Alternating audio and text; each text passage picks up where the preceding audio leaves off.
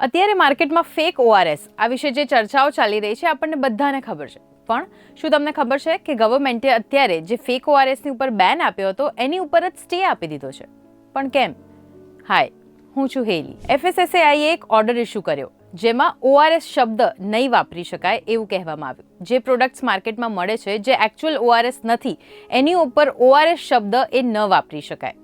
પણ કેમ? કારણ કે WHO ની ગાઈડલાઈન મુજબ જે એકચ્યુઅલ ઓરિજિનલ ઓઆરએસ છે એમાં sodium chloride, potassium chloride, glucose જે પણ એમાં ઇન્ગ્રીડિયન્ટ્સનો ઉપયોગ કરવામાં આવે છે એક પ્રોપર પ્રપોર્શનેટ કોમ્બિનેશનમાં હોવું જોઈએ, ત્યારે જઈને એકચ્યુઅલ ઓઆરએસ બને છે. અને જો કોમ્બિનેશન થોડું પણ આગળ પાછળ થઈ જાય છે તો આપણા શરીરમાં મીઠું, ખાંડ એ બધાનું જે પ્રમાણ છે એ વધી જતું હોય છે. અને ફેક ઓઆરએસના ઓવર કન્ઝમ્પશનના લીધે વર્સ્ટ કેસમાં ડેથ પણ થઈ શકે છે. અને માર્કેટમાં ઘણી અલગ અલગ બ્રાન્ડ્સના ઓઆરએસ મળતા હોય છે અને એ બધા ઓઆરએસ કંઈ પરફેક્ટ કોમ્બિનેશનની સાથે નથી બનેલા હોતા.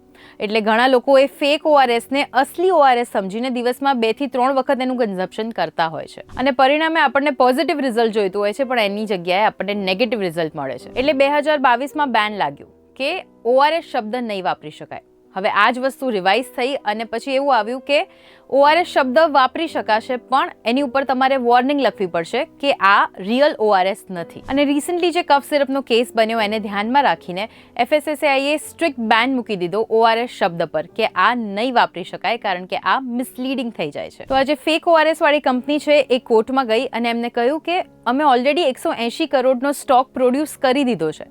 તો એમને એવી અપીલ કરી છે કે અમારો આ જે બધો સ્ટોક છે એ વેચાઈ જાય એના પછી અમારી પ્રોડક્ટ પર બેન લગાવો.